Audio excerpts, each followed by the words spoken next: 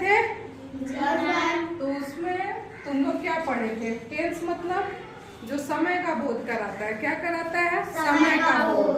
देखो 3 part tense के हम देखे थे। क्या था? पास्ट टेंस, प्रेजेंट टेंस और फ्यूचर टेंस।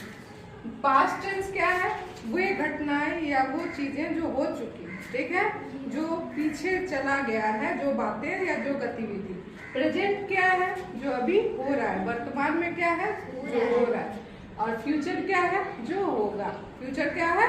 जो होगा। अच्छा देखो, प्रेजेंट टेंस, पास्ट टेंस और फ्यूचर टेंस जो है, इन सभी के 4 होते हैं टेंस। इन सभी के 4 टाइप्स होते हैं, ठीक है। तो सबसे पहले हम क्या देखेंगे? Present tense. प्रेजेंट टेंस को क्या बोलते हैं? वर्तमान काल। क्या बोलते हैं? वर्तमान काल। अब उसमें जो पहला है वो क्या है? प्रेजेंट इंडेफिनिट टेंस, और इसको सिंपल प्रेजेंट टेंस भी कहते हैं। क्या कहते हैं? सिंपल प्रेजेंट टेंस, ठीक है। प्रेजेंट इंडेफिनिट टेंस, तो इससे हम शुरू करते हैं। प्रेजेंट इंडेफिनिट टेंस, ठीक है। अब देखो क्या होता है इसमें। इस टेंस की पहचान है जिस वाक्य में क्या हो, अंत में पहचान बताए। अंत में पहचान के लिए तुम लोग इस चीजों को थोड़ा सा दिमाग में रखना कि जिस वाक्य के अंत में ता है, ती है, ते हैं, मतलब जो ता है, ती है, ते हैं, तो है, तो क्या हो जाता है? ये प्रेजेंट इंडेफिनिट टेंस। क्या होता है? Present indefinite tense. इसके पहले ये बता चुके हैं कि हैज कहाँ लगेगा, हैव कहाँ लगेगा, इच कहाँ लगेगा, एम, आर, ये तुम लोग देख चुके हो। इसमें कई जगह उनका प्रयोग होगा। फिलहाल इसमें आते हैं। सबसे पहले सब्जेक्ट को, इसका जो पैटर्न है, सबसे पहले क्या बनेगा? सब्जेक्ट लिखेंगे। उसके बाद क्या लिखेंगे?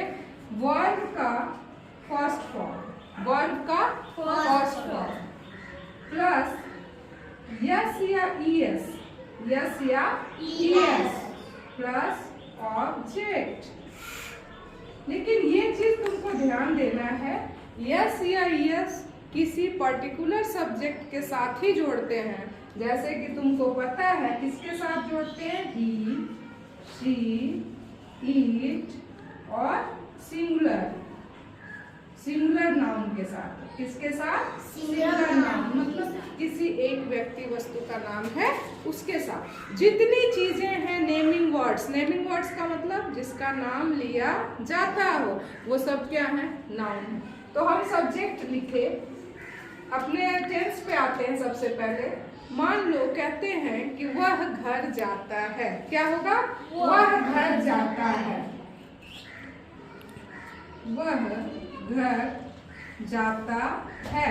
तो ये पहचान गए तुम लोग कौन सा टेंस है? अंत में क्या है? ता है। और ये कौन सा टेंस है हमारा? Simple present tense. क्या है? सिंपल प्रेजेंट टेंस, साधारण प्रेजेंट टेंस। तो वह घर जाता है, यहाँ ता है, वह क्या है? सब्जेक्ट है। वह क्या है? सब्जेक्ट। तो वह के जगह पे क्या लिखे? ही। क्या लिखे? ही। और कहाँ जाता है? घर जाता है। तो यहाँ यस या ईएस, तो गो लिखेंगे जाने को, और उसके साथ क्या लगा देंगे? ईएस। Goes to home, goes to home, he goes to home. मैं घर जाता हूँ, तो I go to home, I go to home.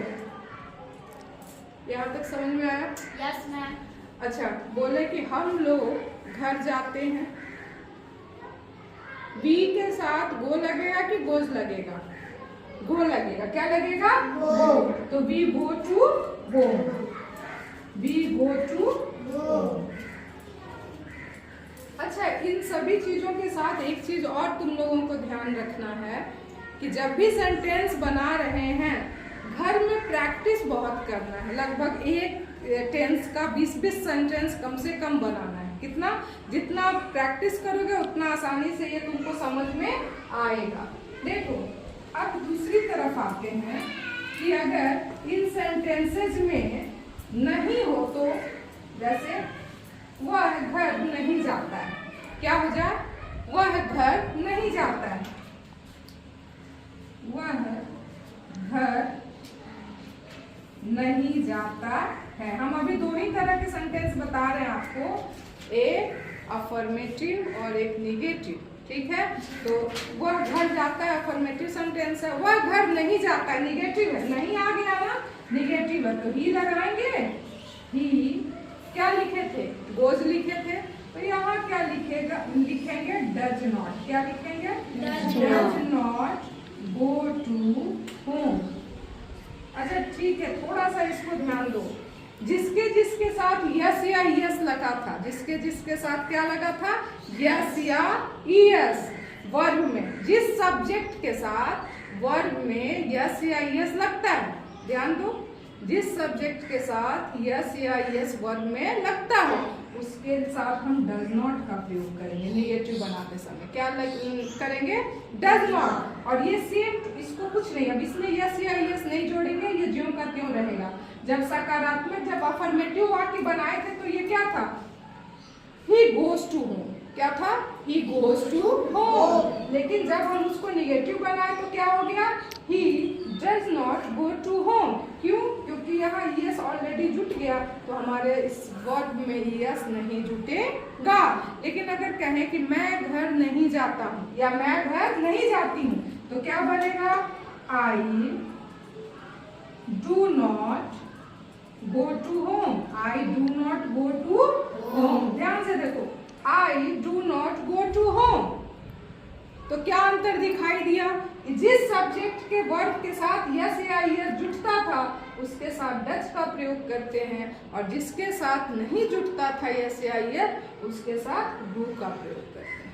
समझ में आ गया। अब एक चीज और देखो, ये डज नॉट को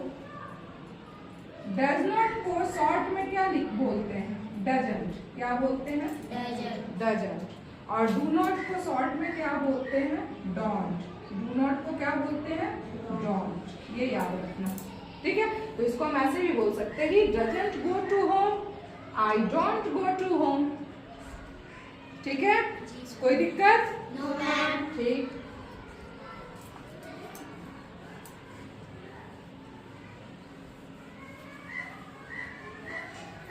अब हम दूसरे टेंस पे आते हैं। इसका दूसरा क्या है, प्रेजेंट कंटिन्यूअस टेंस। दूसरा क्या है, प्रेजेंट कंटिन्यूअस टेंस। दिख रहा है, प्रेजेंट कंटिन्यूअस टेंस।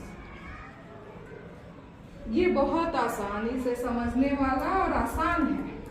इसमें यस यस नहीं है, वर्ब के साथ आईएनजी लगता है, लेकिन इसको पहचानोगे कैसे, पहचान क्या है, कोई बताएगा। पहचान है, वाक्य के अंत में क्या रहता है, रहा है, रही है, रहे हैं, ठीक है। वाक्य के अंत में क्या रहता है, रहा है, रही है, रहे हैं। जैसे वह पढ़ रहा है, क्या है, वह पढ़ रहा है, ठीक है। तो पैटर्न देखो, सब्जेक्ट प्लस वर्ब। वर्ब मतलब क्रिया, आना जाना, खेलना कूदना, जितना क्रिया है वो क्या है, एक्शन वर्ड्स, वो क्या है, वर्ब है। तो वर्ब और वर्ब के साथ क्या, वर्ब का फर्स्ट फॉर्म लिखेंगे और वर्ब के फर्स्ट फॉर्म के साथ क्या लगा देंगे, ING, और प्लस ऑब्जेक्ट अगर लगा हो तो यहाँ ऑब्जेक्ट नहीं है, वह पढ़ रहा है। अगर यही रहता है कि वह किताब पढ़ रहा है तो ऑब्जेक्ट हो जाता है। तो वह पढ़ रहा है, वह के लिए क्या लगा दिए, ही के साथ क्या लगता है, is. He is reading, he is reading. अब अगर ये कहते हैं कि वह एक किताब पढ़ रहा है तो he is reading a book, he is reading a book, ठीक है। किसी के साथ, मैं सो रहा हूँ, मैं सो रही हूँ, आई एम स्लीपिंग, वह गाना गा रही है, she is singing a song, ठीक है। हम लोग घर जा रहे हैं, we are going to home. तो इसमें कोई भी फेरबदल आपको याद करने की जरूरत नहीं है, सिर्फ सब्जेक्ट है, सब्जेक्ट के साथ वर्ब का फर्स्ट फॉर्म लगता है और वर्ब के फर्स्ट फॉर्म में ING जोड़ना पड़ता है। किसी को दिक्कत, इसमें कोई दिक्कत हो तो बोलो। और अगर निगेटिव बनाना है इसी का, कि जैसे वह नहीं पढ़ रहा है, वह नहीं पढ़ रहा है, या वह नहीं पढ़ रही है, वह नहीं पढ़ रही है, तो क्या बन जाएगा? She is not reading, she is not reading. तो हम क्या लगा दिए? बस एक सिंपल सा नॉट। तो बन जाएगा इस पर। किसी को कोई दिक्कत? No ma'am.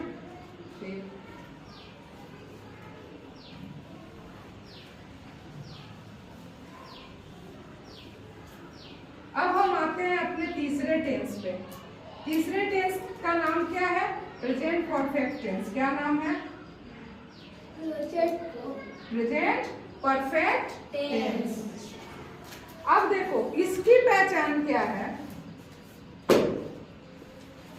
जो कार्य चुका है लेकिन इसके साथ क्या लगा हुआ है, ये चीज हम बताए ना।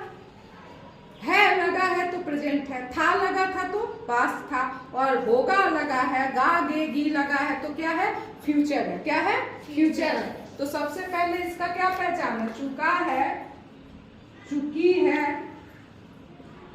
चुके हैं, ये इस तरह। ठीक है, पहचान क्या है? चुका है, चुकी है, चुके हैं। तो इसका क्या लगेगा? हम सब्जेक्ट सबसे पहले लिखते हैं, सब्जेक्ट। उसके बाद याद रखना हैज या हैव का प्रयोग करेंगे, हैज या हैड, और प्लस वर्ब का थर्ड फॉर्म प्लस ऑब्जेक्ट। ये थोड़ा सा तुम लोग को समझना होगा और याद भी कुछ चीजें करनी होंगी, जैसे वर्ब का थर्ड फॉर्म। जैसे जाना को क्या बोलते हैं? फर्स्ट फॉर्म में गो है, सेकेंड फॉर्म में वेंट है, और थर्ड फॉर्म में गॉन है। गो, वेंट, गॉन। ठीक है, तो इस तरह तुमको यहाँ पर वर्ब की थर्ड फॉर्म को याद करना पड़ेगा। अब देखो सब्जेक्ट है, जैसे वह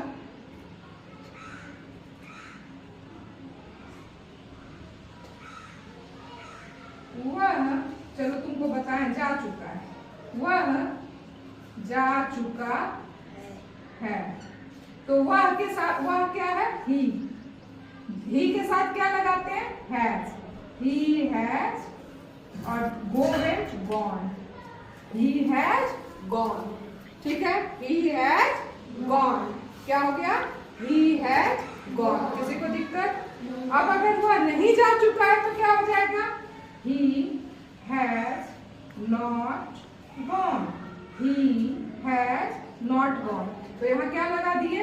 नॉट। वह नहीं जा चुका है, तो ही हैज गॉन जा चुका है, नहीं जा चुका है ही हैज नॉट गॉन। और कोई सेंटेंस बताओ, जैसे वह खेल चुकी है, वह खेल, अच्छा वह नहीं, चलो रवि खेल चुका है, रवि खेल चुका है। ठीक है, तो रवि लिखे, रवि के साथ भी क्या लगाएंगे? हैज। क्या लगाएंगे? हैज। रवि हैज। खेल, खेलने का प्ले होता है, play, played, played. Third form उसका क्या हो जाएगा? प्ले।